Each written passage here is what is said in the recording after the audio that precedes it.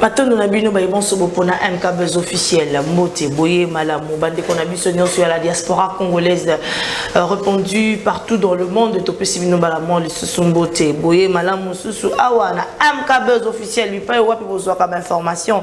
Le loto Zuli Bakou, Yakobeta Masolo, Awana, MK Actu, Namwana Mboka, Armand Moukoulou, Armand Moukoulou, Azali Bongo porte-parole adjoint, il y a CCU, parti cher, il y a Papa Lomé Mende qui a signé plusieurs postes en République démocratique du Congo, entre autres, il y a Moko Yasuka poste, il était porte-parole, il y a gouvernement, il y a Tango, il y a Mwanamboka Joseph Kabila. Et aujourd'hui encore, Lomé Mende il est en train de chercher, je ne sais pas, qu'on s'est positionné ou quoi, avec propos c'est qui bon côté chez l'un de l'ensemble pour la République et puis ça qui moi passe question n'a peut te retour n'a pas réaction à mon quoi porte-parole à John parce que l'inconstance politique s'en est de trop chez l'homme en main comme clame la classe politique congolaise. De l'autre côté, quand nous avons parlé de la réaction du président Félix Tshisekedi face au Rwanda, qu'est-ce qui se passe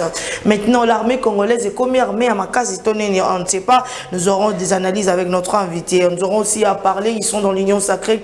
Est-ce que la candidature de Moïse Katumbi gêne le cadre de l'Union sacrée? Ce sont des questions qu'on se pose.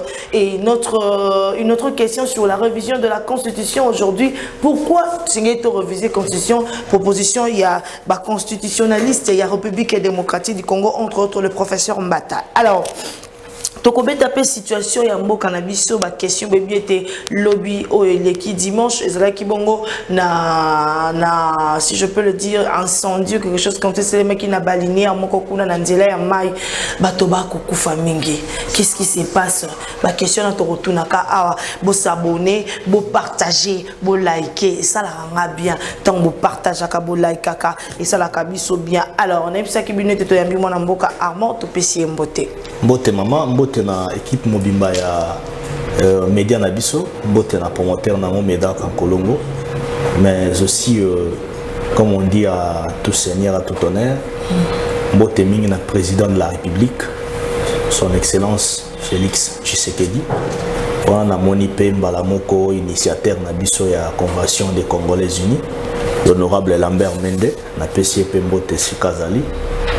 Voilà, na pesi mbote na ba l'andignon sur l'émission Oyo na banza été l'émission moko ekopé ça éclaircissement pe ekopé ça moi matéa na makambo etali mboka na biso ekopé ça va éclaircissement pe matéa mais apparemment votre leader initiateur Lomé Mende ne reflète pas un homme politique constant et ça l'on dit une jeune local yo ambition vous avez ambition à politique mais vous attachez près d'un homme politique pour un bon nombre de politiques la classe politique congolaise nous taxe d'un constant. Non madame, nous devons d'abord savoir une chose. L'inconstance, c'est un concept purement inutile, qui n'a même pas de substance. Comment ça? Sur le plan des fonctionnalités politiques. Pourquoi je te dis ça? Nous sommes un pays à multiples dimensions. Nous sommes un pays avec une dimension géostratégique très compliquée, même sur le plan mondial, avec plus de 220 ethnies, plus de 480 langues parlées parallèlement opposées. Si vous vous rappelez même de l'histoire de notre pays depuis l'époque coloniale belge, si nous dépassons cette étape-là, 1960, jusqu'à ces jours, vous allez comprendre avec moi que un président de la République démocratique du Congo ne peut pas gérer seul ces pays. Avec tout ce qui est comme réalité politique, tout ce qui est comme réalité sociale, réalité économique, ainsi de suite. Avec la diversité culturelle que nous avons ici dans notre pays, ça ne pourra jamais tenir. C'est pourquoi vous allez voir qu'il y a toujours des pourparlers, des consensus, des conclaves, des conférences, ainsi de suite. Vous vous rappelez de la conférence nationale souveraine. Donc, si vous voyez aujourd'hui un président qui dirige la RDC avec je dirais avec ses hôtes des marques ou soit avec des camps opposés, il ne faut pas trouver ça anormal. C'est tout à fait normal. C'est la raison pour laquelle vous verrez qu'à un moment donné... Cher si vous permettez, vous pouvez parler en lingala. À un moment donné, au monde, ceux qui te trouvaient que makanisi moko ya mokondi tope ya moninga moko congolais za malamu to ko adhérer na on zana peu ce exemple moko bato ba deraka na lumumbisme. Est-ce que le lumumbisme ezaka na charte? Est-ce que le lumumbisme ezaka na ba mankomi moko e bande ko sala ke bato ba adhérer na lumumbisme? Bato lelo ba mibenga ba tisekediste. Est-ce que ça na esika mo ba komara charte moko ke poko ma tisekediste il faut beaucoup. Mais il y a une vision, il y a voilà, effectivement. C'est la raison pour laquelle, pour répondre à la question lobby, Nicolas Mende, Aza Moutou, Aza Congolais, le quoi Congolais nyos. Ce que moni a lungwe sika zala qui est côté mususu, et ça philosophie, topé idéologie, topé programme où va présenter et séduire, et convaincre. Programme mais programme gouvernemental, il y a 15 piliers.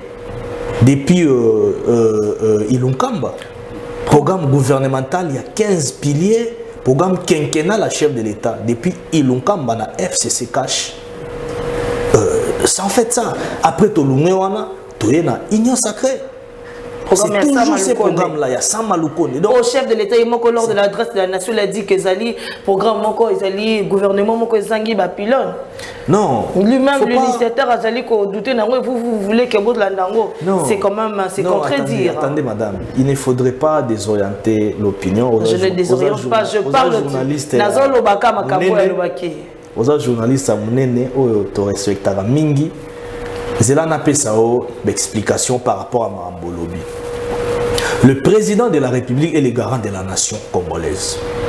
Il est de son devoir le plus légitime sera constaté quelque part que ma faisali allo bayango. Cela ne veut pas dire qu'ils vont mettre en cause le gouvernement ou les autres travaillent. Donc ça veut dire ceci. Le président de la République remarque qu'il y a un problème de coordination dans le projet Mingi. Problème de pilotage dans le projet Mingi. Il y a un gouvernement. Il est le chef de l'État. C'est tout à fait normal qu'à l'Obayango. Et surtout que l'occasion, on est à l'occasion, il y a 4-5 fois l'année. Ce sont des occasions solennelles à travers lesquelles Mukonza Mboka a yaka koloba devant la nation. C'est tout à fait normal. Alors, il y a à mettre à nu gouvernement, à mettre en cause gouvernement, topé à zone limité, le gouvernement, ce n'est pas ça. Or, il faudra en réalité que tu félicites Mukonza Mboka parce qu'on a eu à vivre ici des événements de silence. Ou makambo peut-être étambolate au monde Mukonza Mboka va na ekimi à Luanganga. Non, faut pas dire ça. Non, on a vécu ça ici dans notre pays. Bah silence le biso to vivre na makambo bello yebi na cité ngwa te. Non, net ça makamoni. Le chef de l'État sera réparti il y a un centre la seule congolais de le côté. On est le porte-parole vient nous dire que les pays limitrophes Zalaka, bon quand un pays est entouré de plusieurs voisins Zalaka, bon comme si dans le monde c'est seulement la RDC qui est entouré de plusieurs voisins. Ah. Heureusement, au lobby, les porte-parole du gouvernement. Nous avons un porte-parole du gouvernement. Peut-être que ceux qui ont un porte-parole. Mais vous êtes en train de soutenir vision. Laissez-moi d'abord parler. Peut-être que ceux qui ont un porte-parole du gouvernement, nous avons un mécanisme pour communiquer. Je ne suis pas le porte-parole du gouvernement. Je suis en train de te donner de l'éclairage dans ma kamundenge et zoleka na mboka na bisu. Ici, moi, je parle du chef de l'État. Moi, je ne parle pas d'un porte-parole du gouvernement ici. Encore que Bino Morobo Yebi, Oyabiso initiateur honorable Mende Tango Azalaka porte-parole du gouvernement, vous savez comment est-ce qu'il a eu à faire son travail. Il a fait un travail très équilibré, un travail qui a été apprécié par l'ensemble de la population congolaise, même sur le plan national et international, parce qu'il y a là qui maîtrise, il y a une stratégie et un positionnement mondial. Donc, on a une communication porte-parole actuelle du gouvernement. Mais ce qu'il faut savoir, c'est que le chef de l'État a toujours la sincérité envers la population. Ce qui est zali ou bien a constaté moi ba déficit moko topé moi ba mbilinga quelque part, il est toujours le premier à sortir de son silence, à monter au créneau et à olobake non et si kolo nazomona ya ça ne va pas. C'est pour donner des orientations. Et ça qu'on a kolakisa ke et si ko nga na lingi yango boyete, il faut qu'elle débrouille. C'est ça le chef. C'est comme en Europe. Lorsque vous voyez Macron se réveille le matin, ça ne va pas, il vient, il parle. Il vous dit non, non, je vis ici, boye, ainsi de suite. Non, non. Parce qu'avec la RDC, ce que le chef de l'État a toujours remarqué le problème, c'est aussi un problème. Alors, madame, il faut comprendre le lokomoko. Dans un petit exemple. Ce qui, par exemple, l'autre, un programme gouvernemental, il y a projet, il y a développement à la base. Il y a développement, il y a 145 territoires. Quand il y a programme gouvernemental ou un projet ou un gouvernement, nous aurons à réhabiliter près de 6000 km de routes sur toute l'étendue du territoire national. Espérons que Simba. Non mais Simba parce que non non. Simba parce programme combien moi na mboka fait qui c'est que tu pourras azamuter à makasi pour so azagi mutu le roi biso ba congolais tamu to zala matiki parce que ba programme de ces accords ba détourner ba yibi ba salibo. Est-ce qu'aujourd'hui avec le 145 territoire de développement nango et au Simba et Simba pourquoi? Parce que suivi nango et ça suivi moko très efficace avec l'œil de l'IGF. C'est un suivi très efficace. Il ne faut pas dire ça. Attendez madame. Nakat il y a programme, il y a développement, il y a 145 territoires. Tozana entretien, topé, construction, il y a 30 000 km de routes à dessert agricole. Vous voyez pourquoi ma route à dessert agricole? Oh non, bilo au matin, ainsi de suite. Madame, depuis 1970, nous sommes un pays importateur. Tous un pays producteur. Même à taba cash couche même ma pampers. Au moins la société firma française a sali en peut-être un contrat équivalent au biso mamsou tozo maîtriser. Nous, on ne produit absolument rien. Masangu n'y a pas de produire les sous-soutés. L'osso produit les sous-soutés. Et c'est depuis 1970, depuis l'organisation, et on a pillage de salama, l'économie n'a pas dilapidé. Dans tout ça maintenant, bâton magique pour transformer et comme pays producteur. Nous devons travailler. C'est la raison pour laquelle ceux qui ont un projet d'accompagnement et dans le gouvernement, il faut tout saluer. La route à dessert agricole, il y a un monde qui est unification et la route est réunifiée. Ceux qui ont une localité telle, na localité telle, territoire mokona, territoire moussoussou et sangani. Au monde que faciliter même il y a échange, il y a bien d'arrêt à nécessité. Badaré des premières nécessités, badaré alimentaire et badarosa ni koza évacuer. Banzela wana et koza la relier ti nakati ya ba province, ti na ba capitale, ti na ba localité mususu. C'est ce qui fera de sorte que romona ke ceux qui masangu par exemple, ezo sala manabumba, topé loso ezo sala manabumba, topé mbala ezo uta mamususu na est. Et vous en avez facilité au Sanimi, il y a encore à Kinshasa. Mais les gens vont les athées. Attends aux zones de la social. Oh, liboumou. Na miracle nini au moment de bilore banda okita. Encore que 50% il y a économie en Mboka na biso et ça entre les mains des expatriés. Et ça na Mboka na biso va congolais. Ça veut dire pouvoir na biso d'achat et ça mouké, pouvoir na biso de production et ça mouké. Si qu'on panier aménager et comment on a néné. Donc nous devons d'abord travailler. Il y a un projet mondial, il faut pas tout minimiser, il faut pas tout comme madame au ça moi baba idée à ma bête, toi ça déjà battu moi malamoko. Oh non, est-ce que possible? Maintenant ça va tenir. Programmation jour détournement, les gélons, on n'en parle même pas. Plusieurs programmes, surtout besoin d'Otanga, Torobela Moutou, ça ne marche pas.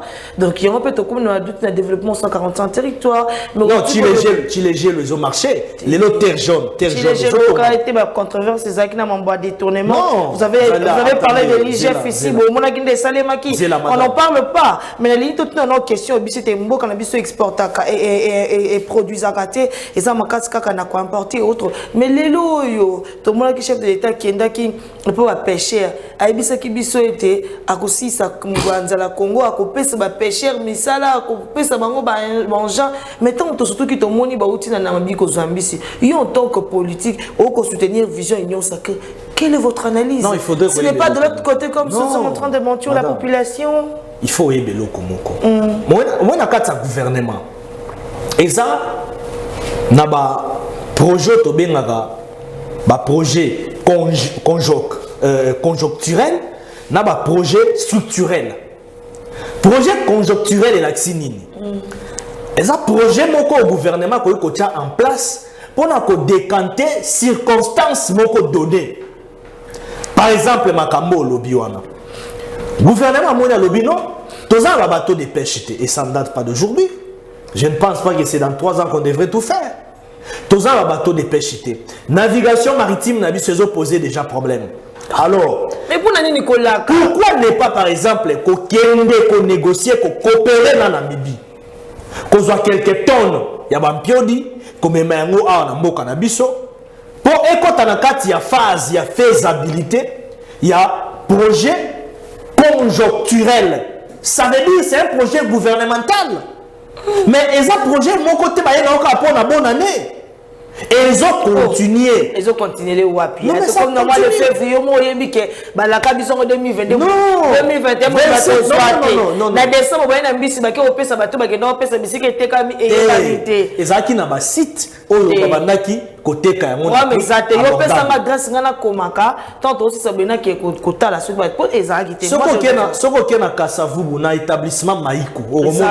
Non non, je te donne. Exacité. Kende na Kasavubu na établissement Maïko. On a même parlé avec le président de Soko Kei na groupe Ledia. Oromona ke bakotsa ki pe biloko kuna. Soko kena Minoko oromona ke bakotsa ki pe bampio diwana batono wana. Ledia on est à Congolais. Non, mais c'est une société partenaire. C'est pas vous voyez, c'est ça aussi le problème. Ledia, c'est un Congolais, mais ils ont l'État, c'est vrai, mais c'est plutôt une société partenaire. Ils ont problème. C'est une société partenaire. Ils ont entreprise, il y a Moutou à Sali, à cause d'un partenariat gouvernement congolais. On a un problème, mais ça les un bon nombre de Congolais, entre autres, vendeurs, il y a chambre forte, qui va meeting, qui va déclaration. Ils étaient même contents, mais il y a un problème. Non, le problème c'est quoi? Le problème c'est que il faut d'abord te reconnaître que tous en a chambre frère d'Amine n'était dans le cannabis. Vous comprenez? Orgaman on a l'État va soutenir. Orgaman est koufa. Vous comprenez? Orgaman est koufa. Et koufa est kendawapi. Tout éviter. Donc tout ça, ils ont besoin. En réalité, le gouvernement a un carnaval de travail à surmonter. Mais ça ne veut pas dire que dans 3 ans, il faut ce salama. Et ça, maintenant, combien de temps? Non, il faut donner du temps. Mais RDZ, on a un programme conjoncturel,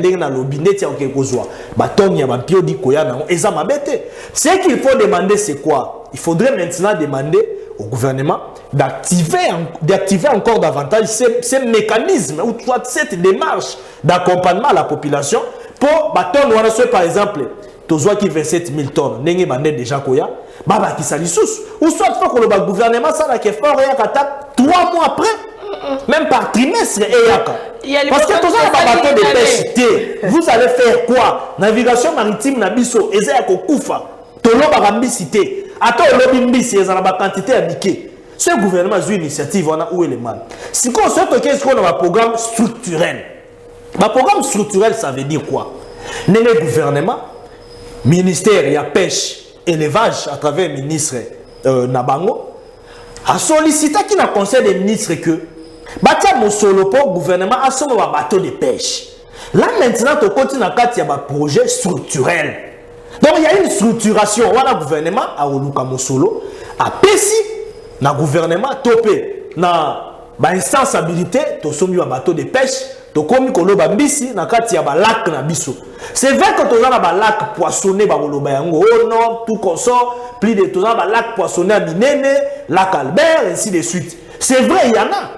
Mais politique maritime ni salama na mboka na biso po ete ba lac wana to pesa yango valeur. Politique wana ezaki oh la main en main d'abandé ko soutenir, c'est ce qui change. Alors moi ici je ne suis pas en train de parler des individus. Vous êtes je suis en train de adjoint. Effectivement, ici il y a vision initiée par la main en main qui était le porte-parole du gouvernement que vous êtes en train de dire aujourd'hui politique ni batia qui dans le passé pendant qu'il a assumé en responsabilité. Alors vous devez assumer aujourd'hui. Non, ça ce n'est pas un problème. La mère même n'était pas ministre de pêche et élevage. Azaki porte-parole au gouvernement pendant plusieurs années. Quand Azaki ministre à hydrocarbures, Asalaki Marambo Minene, Asalaki par exemple un contrat na Turquie, contrat où Asalaki Bisso RDC a gagné plus de 10 millions de dollars américains. Vous comprenez? Et ça veut dire ceci. Non, là maintenant, ça dépendrait de la gestion de la caisse publique de l'État. On a compte dans les détails. Mais ils ont Mosolo et Souma qui peuvent na Moka à l'époque. Ça veut dire ceci. Il faudrait tout la mingi système. Il faudrait tout la mingi Mboka État, donc le fonctionnement étatique. Il ne faudrait pas tout se focaliser dans le débat individu. Parce que Batu va les caca, mais ben si je suis tika là. Il y a biso ba les gouvernement. Il y a biso ba les caca on est moi na mboka mende azaka ministre à l'époque, les là sous ministre était aza PC maritime. Mais oui, aza congolais, soit azongi sous ministre ou les problèmes. C'est un congolais. Une question. Vous êtes pour le renouvellement de la classe politique congolaise? Nous sommes pour le renouvellement de la classe politique congolaise. Mais avec la main en main, on va pas on autoriser à renouveler. Nous ne sommes pas pour la mise en écart des figures dans la scène politique. Il y a des choses différentes. Renouvellement de la classe politique, il y a sur le plan, il y a une idée. Sur le plan de Ezate Opo Katumbi a travaillé avec Kabila, Azaki gouverneur na Katanga. Tomona kuna Katanga il développe iba ba minéré kuna. Makamne pe tomona ngo clarté. Après bon, na époque à Kabila régime Kabila kenda ki exil. Félix Tshisekedi a sali nyonso abundi azongisi awa. Mais lelo comme Katumbi a komi na engra aligné na lisusu ko travailler en toute sincérité tena fait ce qu'il dit donc on s'en a musalate ce n'est pas ça parce que Katumbi est dans l'union sacrée. Oh non parce que Fayulu yeti lelo andima pouvoir ya mokondi fait ce qu'il dit ce qui l'ont mis l'opportunité momani il y a dialogue tout qu'on travailler na été non c'est pas ça oh non pour ndeko matata na bukangalonzo makamune to mona bango flou Mosolo kune kotaka nyaku lelo tomoni justice aolandela makambo na ye matata ngo akudi koloba mingi aobosa ke ba congolais bazali na posa mbongo abukanga lonzo wana ebota quand même produit ba congolais quand même ba sentir que moi masango ngo pe ekoti tout consort matata tomona mamne flou la justice bon son opportunité mais mon ani pour l'expertise ne moko to travailler na été non c'est pas ça mais le problème maintenant c'est que ce qui mutwandimi que c'est convertir pour la philosophie moko boto pour la idéologie moko net le to na union sacrée mutoko ça sala na régime akala soka se convertir adhérer na kati ya programme ya mukonza mboka adhérer na kati ya vision actuelle ya union sacrée autolobé eza vision moko salvatrice basée sur les valeurs dans un combat contre les anti-valeurs. Alors pourquoi mutu ya lolengi wana tokoboya ye? Alors ce n'est pas ça le problème, mais entre-temps il faudra aussi privilégier que j'aime la mingi na kati ya fonctionnement ya pouvoir dans l'institution mboka consort. Ça veut dire symbiose wana dynamique wana entre bilenge na bakolo to pe bato basala kala na bato bazolinga bakota kosala parce qu'il faudrait noter le mot madame. Je vous donne un exemple. Tel que ngai j'ai été dans l'administration publique. J'ai joué, j'ai assumé ma forme tout pendant plusieurs années. J'ai commis conseil dans le cabinet ministre pendant plusieurs années. Et je suis en train de travailler dans la vie politique active. Je suis dans les affaires. Je suis responsable, père de famille, ainsi de suite, tout. Bon, Ce qui est au Kaza va nommer un ministre, tout DG entreprise publique moyen l'État. N'a a pas là. On parce qu'on sait que non, Armand a une expérience avérée, tout, ainsi tu viens que Armand. Et ça, c'est qu'on a battu Missoussou, Aza est l'engagé, mais Aza la tête ici comme côté. Au moins, la pour la miracle, mais on va mon ministre. Moi, DG entreprise, vous vous attendez à quoi pour ces messieurs-là? Nous avons rentré maintenant à produire nos moussa malam. Il sera là seulement pour nous conseiller. Il héros national, si vous permettez-moi, le renouvellement de la classe politique et la guisite qui est écarté ma figure nous mais des exemples tu peux illustrer à moi mboka matata pogno o lelo batumsu ba lobi tesla muyibi et la justice est en train de travailler sur ça moi mboka Vital Kamerhe lelo santé dérangée qui même sur le bête na programme à 100 jours à Ibaki donc na parcours na bango politique ba sali ba dégâts au pona ba misusu ba bête ezali mabe est-ce que la population congolaise la République démocratique du Congo la diaspora il faut karabandi maba gobe makambo bongo te mutu soki ayibi to pe akoti maboko na kati ya musula l'état il faut ba kangaye ba pesa ye tumbu ngana pesa ki oka illustration exemple pour te faire comprendre que na kati ya vie politique soki tolimbo kana biso ke liboso il faut totika débat d'individu il faut totika la politique pour des individus tout ça la mine politique pour le pays total la mine institution ça pour un individu non moi je travaille pas pour un individu moi je travaille pour la nation mais dans un parti politique dénommé la CCI. Vous soutenez une vision dans Batebeba Koloba. Tout maintenant masula mwana mboka il y a union sacrée na bino lelo union sacrée bisiko wa pebino bozali. Il y a une crise, on ne sait pas, parce que vous avez déjà parlé ici, Makamotali Mwanamboka, Moïse Katumbi. Moïse Katumbi est candidat à la présidentielle 2023, ça gêne l'Union sacrée? Non, ça va gêner, pourquoi? D'abord, c'est le chef de l'État qui a tout pesé de tout son poids, qui a fait de sorte que Moïse Katumbi puisse revenir ici au Congo.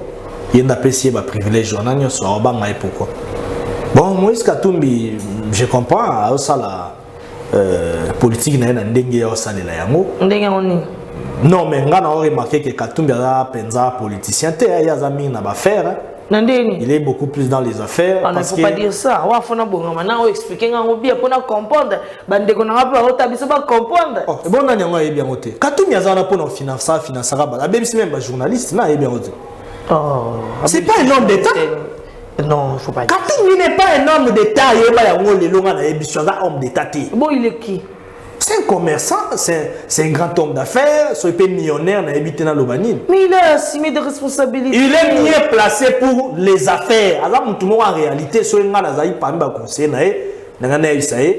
en tout cas, Ndeko Katumbi, Vanda na Okimia, tika nous mamba politique, ça nous va faire, ça va cop na yo, ça ma cam na ba trafic, nous ma nous ça là. Asali kutu siège na ye, a inauguré qui siège l'équipe ba siège Union sur la République démocratique du Congo, il y a ba parti minene, il y a ba 37 ba parti ba député belé, à l'équipe bango. Cette personne là n'incarne pas une vision. Il a travaillé na Okatanga, ba Katangé bazarane sengo pona ye. Katumbi politique na ye sukaka kuna na Katanga. Tio kanti kenda tiwa. Mais on est fief. Politique ne sukaka na Katanga. Moi na mboka appelle la même dans la fief. Non, mais nous sommes un parti politique national. Mais lui aussi il est parti. Tous ba député sur hasard partout. Bien que Katumbi pas ba député mais Katumbi politique ne zara na Katanga. Et ça la bidon ne tombe pour une élection ba gouverneur le. Katumbi ne zawa na zana pesa exemple. Au moins Katumbi ne zana. Katumbi ne zana. Malgré la vidéo dans le salon, on a siège boyé, ainsi de suite, tout comme ça. Na carte vous les amours qui vide. C'est rien. Il ne faut pas dire ça. Mais je te dis c'est rien. Il est entouré des hommes mentis. Mais la comme des Daniel Safou, des Moukeba, non, à quand même la bateau bazama yele. Bateau basara makamba malamu. On a tangi bateau bazama yele. C'est comme un bloc là papa. Alexis, je crois. Je crois. C'est même un journaliste Sony. Moutazara journaliste a commis politique, mais comme ça va confrère les journalistes Sony. Nandé. Mais na bizalé na bango. Ndetina. Mais ba Congo tu otanga na bizalé na bango. Donc il Moïse Katumbi. Ce sont pas des modèles. Moïse Katumbi a entouré na bateau baza intelligenté. Moi je n'ai pas dit ça. Je suis en train de dire que Katumbi est mokonanu aza politicien d'État. Katumbi n'est pas un modèle. Talana makambu na yekuna ya Katanga. Mais gestion na mais gestion là on y a ticket bakatangi. Atonga Kala ki abula le lot tonga kuna. Katumbi atongi nini? Katumbi akota na ba faire nyoso ezala ya mike. Même ba petit commerce akota na ngo. Mutu azo nzela azo kanga nzela tonga même miralo ba ke koto mutu akota raté. Kana katanga wana kota ni kasi. C'est pas un modèle. Binonde batumisu peut-être bokuma batumisu bakuma bakotana te ba yeba la réalité katumbi te. Katumbi c'est pas un modèle. Katumbi mutazo kota même na mambote ka ba loso ba bilo au moins et ba loso ba petite quantité. Azana kata ba gestion ba mnyoso. C'est pas un modèle. Hier makambuna ya réalité sera ligne à vivre bien. Il faut ça là na ba faire ba commerce na ndenge osama na. Mais pour ni Moïse pas la politique fatigue la moi bato ba ya pour la politique. Pour nani Moïse Katumbi ya bangi sera l'union sacrée. Ba de cette union sacrée vous allez Katumbi ya bangi sera te. Katumbi mogonde azo bebi sa personnalité ne parce que azana kata union sacrée, bazana kata bazana ministre, bazana ba fonction na kata union sacrée. Mais yemoko aosala makambu oyo ezokende na ndenge conformité à union sacrée sengelité yemoko ndawa sa personnalité na nani obanga mutu abanga ya zate to bange pourquoi ba ministre no même bazan kata gouvernement ba nana ko démissionner ka poto ndima ba musu ba lobby ba pesi da ba position ah mais oui ils sont clairs parce que net nkulutu na biso lutundula il est clair monde aussi baza clair. Ils sont basés dans bango clair, basés dans bango clair, ba lobby politique à ma béwana ya ozwa bato comme soit logo la bana na yo, ozwa bato logo tu bango na poche na pour financer la bango ba ligne ngote. Ils sont dans la politique de servir le pays. C'est pour dire que Katumbi a ko bangisa mutu te parce qu'il y a un modèle te. Oya zo sala wana ba siège na ba nini, c'est normal ana mwa mbongo na ye, mona za pe na mwa trafic ba diamant. Azay pe na moment de trafic illicite mini ya ba diamant ba minéré à l'époque azay gouverner. C'est normal, Kabila facilité tâche à s'enrichir. C'est normal. Alors moi na mboka ba solution na nini en banque ça. Au fatie mo na ndenge azana kino, Katumbi obangisa na nini. Feti c'est que daza kino, ba to balingi mingi, obangisa Katumbi obangisa biso na nini. Na lipa nini. L'union sacrée constituée des hommes forts, obangisa biso na nini. Quand vous voyez les gens comme l'honorable Mende, les gens comme les Bati, au sein de l'Union sacrée, yo Katumbi Obang c'est ça. Bon, naturellement question moi peut ba commerce. Ba Congolais bien souvent commis tout tant bo vandi bo botel élection ba gouverneur déjà reporté pour le 6 mai prochain pour manque mbabi mbongo bimité mbongo zalaité ezo mbongo bimité karatolo ba bongo information wana yango élection semité bino lelo na ko partage ya ba poste la FDC de Bati Lukwebo monte au créneau. Ça vous fait comment? Apparemment, il est en train de posséder l'union sacrée. Non, ce sont des ambitions politiques. Comment? L'honorable Mende est très considéré au sein de l'union sacrée. Ou bien est-ce que tout ça va course qui a combat de boxe? Non. C'est question de consensus. Tout ça, l'union sacrée, tout s'organiser. Mais tout le monde qui va député, il y a union sacrée, il y a FCC, Bima, Bazanabino, Bango, Basali déclaration. Ils sont même contents. Ils se retrouver. Non, ils sont mécontents par rapport il y a ma candidature. Il y a ma gouverneur, ma vice-gouverneur, ma ticket union sacrée. Non, non, dans le contexte où on a joué ça. Ma ticket union sacrée, il y a ma gouvernorat pour l'élection, il faut ça, ma gouverneur, ma vice-gouverneur. Mais bon, baza un peu mécontent par rapport à la désignation et puis arrangement salami. Mais quand cela ne tient, nous on doit évoluer. Ça ne veut pas dire que ceux qui ont droit démocratique, revendiquer le lobby des machines à l'union sacrée, il faut effréner maintenant. Mais les élections sont reportées. Parce qu'il y a des questions d'ordre non seulement budgétaire, mais aussi d'ordre organisationnel. Il faudrait peut-être, moi, l'arrangement, monsieur, ça, dans la carte union sacrée. C'est entre nous, c'est pas un problème. Tout le monde a des l'éconion, le problème, il y aura toujours dans la carte composante politique. Il faut pas non, dramatise pas. Il faut que mon nom se retrouve. Alors, moi, je vais une question pour Yondo Lobby.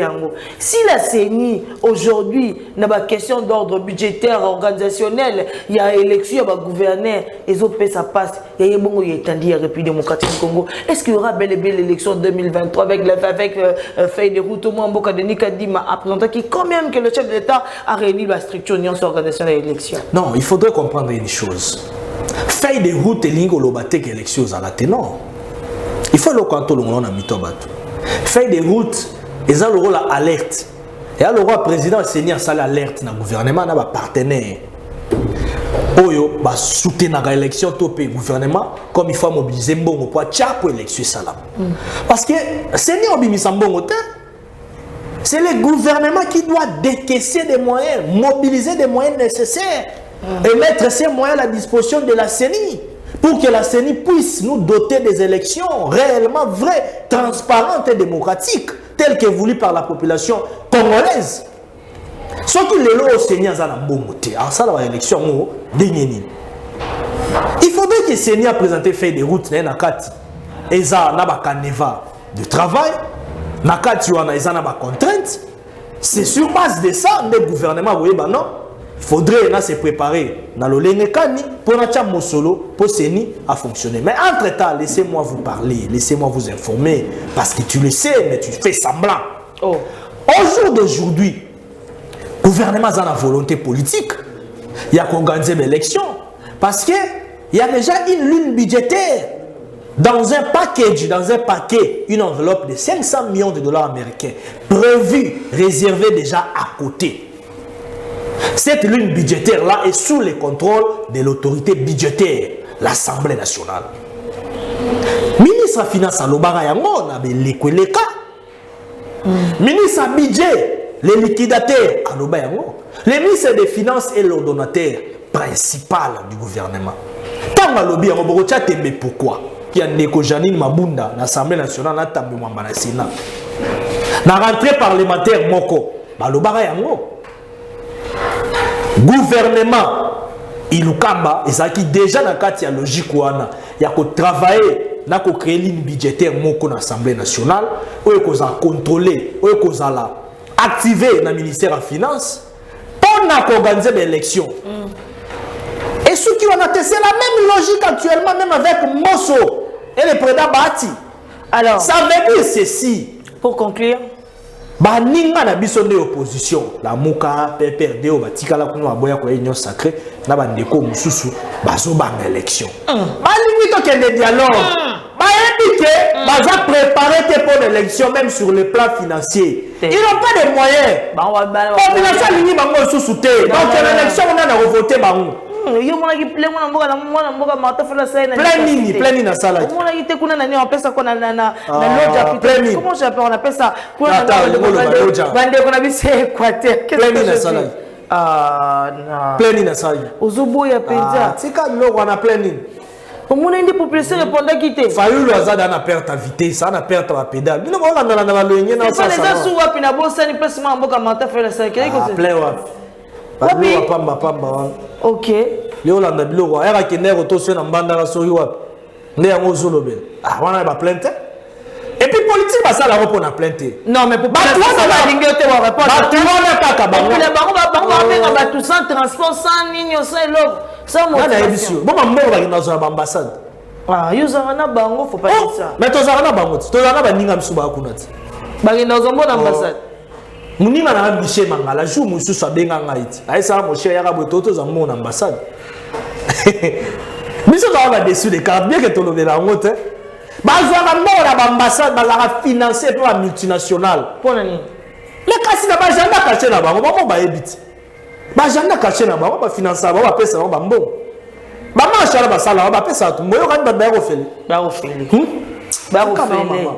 ba zo betela yo ndeli solo ne ma mbozali ko lelo to beta ne ma solo pe na réalité na boyo kende a gauche kende kaka ya kende po biso de to zo beta na besoin information na mimi to ndenge za boye gouvernement a affirmé volonté na ya organiser l'élection ko cha moso na Seni boyo ba yipet delika di maimo ko ta lobi boya ko respecter loi électorale a ko publier OK ba résultat, il y a une élection bureau par bureau. Boyoka kiango. Tant que nous avons déjà bon, comment nous avons redouté les sous. Denis Kadima est la dernière déclaration officielle dans les médias on a beau écouter à Combo. Denis Kadima a dit ça clairement, il a fait une communication officielle. Il a dit je vais publier le résultat des élections bureau par bureau. Ce qui n'a pas été fait par Corneille Nangaa. Encore respecter la loi électorale. Alors, non, et pourquoi Zélana fait ça? Zélana fait ça élément moussou. C'est pourquoi? Tant que déjà le gouvernement a payé 37 millions de dollars na CENI pour le fonctionnement na namba d'opération. Vous pensez que tant que Denis Kadima la présentation à feuille de route, azo qui est là bas entrepôt, azo qui est là bas structure ya CENI, vous pensez qu'on s'en va dans bon approche nae? On s'en va dans bon approche nae, on s'en va dans bon gouvernement zotia. Ça veut dire que le gouvernement a la volonté manifeste d'accompagner la CENI en ce que nous puissions avoir des élections dans notre pays. Maintenant, le problème c'est quoi? Le problème c'est au niveau de l'octroi des fonds. Mécanisme d'octroi des fonds, c'est le ministère des Finances qui a la manœuvre de la traçabilité et du fonctionnement de l'octroi des fonds, de la mise en exécution des fonds. Talasiko autour de l'obina IGF, Azana Katamakamwa pour l'année. Parce que Tony qui soutient, et comme on a il faut 1 milliard de dollars américains, 1 milliard à Webimi, et puis comme on a, quand on joue un tel matériel, les Anglais qui non, nous ne voulons pas ça. C'est la raison pour laquelle vous voyez même IGF. Aza dans la mission il y a kodité ya kolandela makambu nyonso oyo osalama na kati ya fonctionnement ya CENI. Octroi des fonds osama ndeni. Denis Kadima sera lobino na minute on a posé ça autant. C'est à ce moment-là maintenant l'autorité budgétaire de l'Assemblée nationale en accord avec le ministère des Finances vont statuer dans une commission mixte de Mosolo Kokende. Et ben donc bon. Alors c'est ça de l'ordre budgétaire dans une nation. Mais il faut savoir qu'il y a déjà une ligne budgétaire dans une prévision bien tracée, bien définie, réservée, mise à côté de 500 millions de dollars américains. On a mobilisé ça dans deux tranches. Tranche à Liboso, qui 250 millions, tranche à Mibale, 250 millions. Mais au besoin de ma identification, ma recensement, tout ça, ce sont des choses qui devraient en réalité être prises en compte. Toujours la même les gens qui sont évités dans les Congolais, mais étrangers, tout le monde même Libanais a une carte, il est électeur. À qui peut vous voter? Les Libanais a une carte d'électeur qui ont voté. Tout le monde même Chinois a une carte d'électeur qui ont voté. Alors, moi, Namboka, Armand, tu comme une souka, mais la ligne na minute, la casquette politique, question na tuna yo. La casquette politique, tous les Congolais, Africains. Moi, Namboka. Oui, madame. Lobby eleki. Tout le monde qui baligné en moko pela qui monte au Nanzela mai bato bakufi plus de 20 de personnes selon information à ministre provincial. Tout le monde les Kambo Selemi Bongo ya Matadi Kibala. Tout le monde la fois dernière awa na Kalamu na commune na Kalamu ndako mbafami bakufi 5 personnes et c'est les mecs qui kotanga bakuna. Tout le monde banda président chez Félix a continué na bokondi na présidence bato ba keke ba orphelin na ba orpheline batikali ebele ba veuve batikali ebele. Yo en tant que politique, en tant que Congolais, Africain, na culture na biso. Tant que makamabongo ko salema na bokondimo ko eza nzambe to za nzambe te. Non, vous savez, ils ont une catastrophe hein. Catastrophe RIAKA et la karaté hein.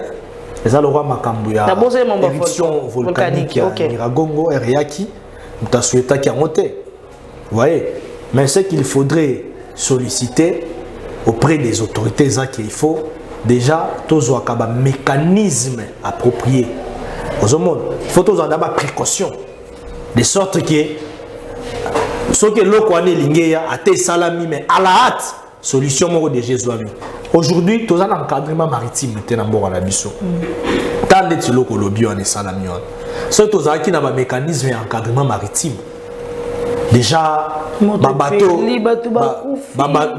déjà qu'est-ce qu'on appelle pirogue d'océan il faut côté rapide et puis ouais évacuer bateau très rapidement possible. On n'en a pas. Ça aussi c'est une politique maritime, on n'en a pas. Vous comprenez? Et tout cela ce sont des dossiers prioritaires qui qui doivent en réalité être réglés, mais avec le temps. Et ça, on a 3 ans, nous sommes nous sommes transformés, nous sommes solution, nous sommes dans 3 ans. C'est tout à fait impossible. Mais je suis de cœur avec ta famille. Ma famille, ma victime, moi, nous avons vraiment de cœur, nous avons présenté ma condoléances. Mais nous osons croire que dans les jours qui suivent, il faudrait que le gouvernement de la République, avec toutes les autorités, tous aient des précautions pour nos Makambouan. Tant net Makambouan, il y a nini ya bateau, bakufa kian, na makabla, il y a haute tension, il y a matadi kibal. Et ça, en réalité, déjà, sur le conseil des ministres, les cas qui chef d'État peut ça dans l'instruction. Pour que délocaliser si on marché parallèle au wana. Déjà la faisabilité peut demander au salama entre le gouvernement provincial qui na Congo central na ba ministre sectoriel au bazaki engagé dans quatre dossiers wana. Il y a intérieur, urbanisme et habitat et puis sous supervision il y a premier ministre. Mbongo peut déjà et bandaki dakobima. Mais on n'a pas compris comment est-ce que ça traînait pour délocaliser le marché.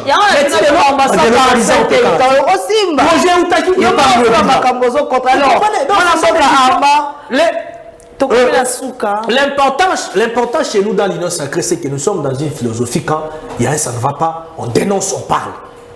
Ceux qui m'ont pesé au tambola, tout petit maboko. Et ça, les loyaux, 22 870 fonctionnaires de l'État, nouvelle unité à Kala, bakomi mécanisé. Il faut tomber dans maboko. Bah, tu as 3 mois na bango ya mbongo na bango. Il faut tomber dans 22 870. Donc, tu réduis toi le chômage. Et ça, vous quittez. Net il est là, tu as 6 000 métiers. Au bas, l'article a mécanisé sur les 8 000. Au bas, la liste, il y a ordre des métiers. Les lots mécanisés, et ça va avancer. Les lots aujourd'hui, il y a route Tonson, Boma Mwanda. Réhabilité. Et comment Maboulou Nzele Zara est sous-souté.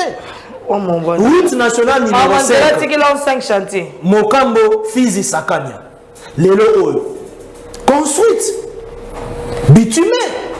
Vous comprenez? Mais on a Tozolo Belayangote. Ce qui te les lots par exemple, Izina, il y a Lembaïm. On n'en parle pas. Ce sont des réalisations du chef. Aujourd'hui, la représentation des étudiants du Congo, la carte ici, basé siège. Premier ministre Akenaki, qui a inauguré un mot. Pas Nice, pas Transacadémia. Ce sont des avancées significatives. Billets, il y a avion. Kita. Ça, c'est un. Toujours le Bélangote. Bon, passeport. Passeport et Kita. Toujours le Bélangote. Ça, c'est un. Donc, tout ça, ce sont des actions concrètes menées par le président de la République. Nous sommes tous les Bélangote. On s'en dit même des. Tout le monde a la défensive. Ce chef de l'État a sali négociation diplomatique et comme il a voyagé. Mais tous les gens qui ont voyagé a même 2 milliards de dollars américains en Boka. Arraché 14 milliards de dollars pour l'Afrique dans le moment Covid-19 pour équilibrer le croissance économique en Boka.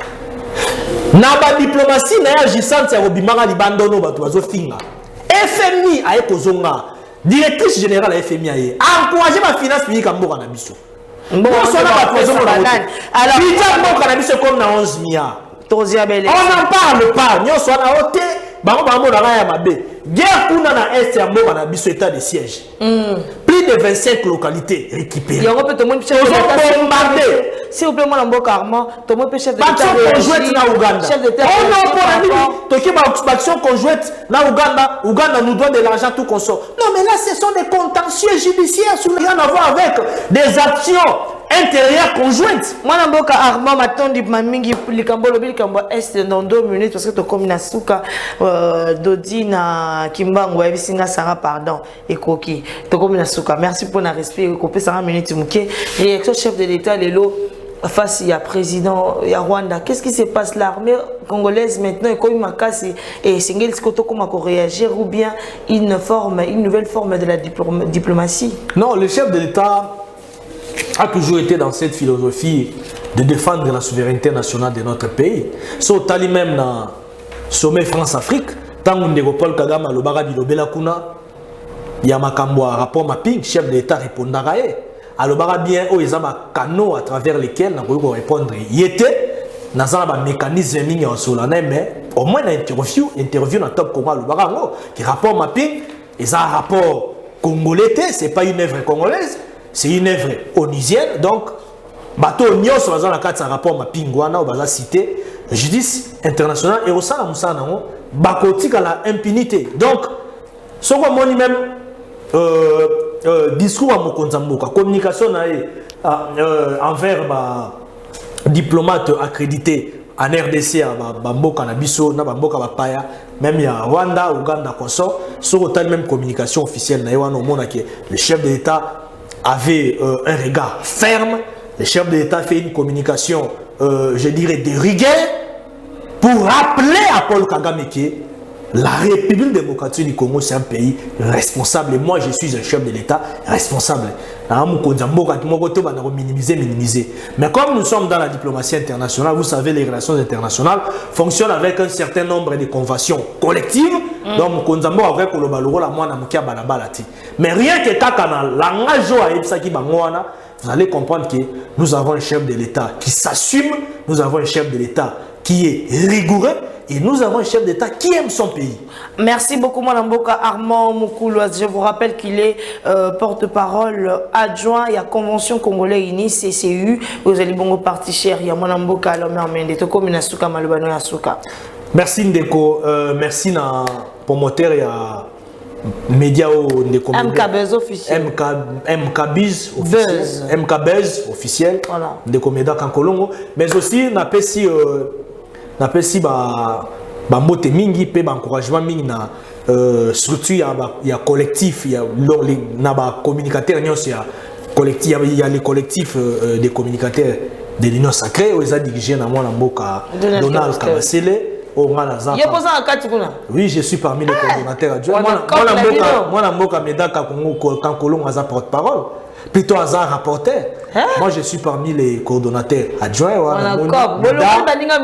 Namoni Meda, rapporteur, Namoni Junior Bakokela, je vois Bellarmin, Namoni Madame Philo, Namoni Chris Mukendi, Patrick Makanga, ils sont nombreux. Vous voyez que ce sont des figures très connues, des figures emblématiques actuellement au Congo et nous sommes là pour assurer la communication des chefs d'État dans les collectifs des communicateurs de l'Union sacrée. Merci Pembe et les autres. Merci beaucoup. On est ensemble. C'est un réel plaisir pour nous ici à MKBuzz de Koyama Mwanamboka Armand. Toyebi Tezalimba Ilgoso mais Asuka Teto Kozonga pour la complète Masolo. À chaque fois qu'il y aura deux informations à vous informer. Quand on a l'obaka et vous s'abonner massivement, vous partager, vous liker, vous en abusser longo, vous soutenir ambition na bandenge nyonso na balosambo na bino na bambongo na makam. En tout cas, tout le monde est avec le même plaisir. Au revoir. Merci. C'est l'émission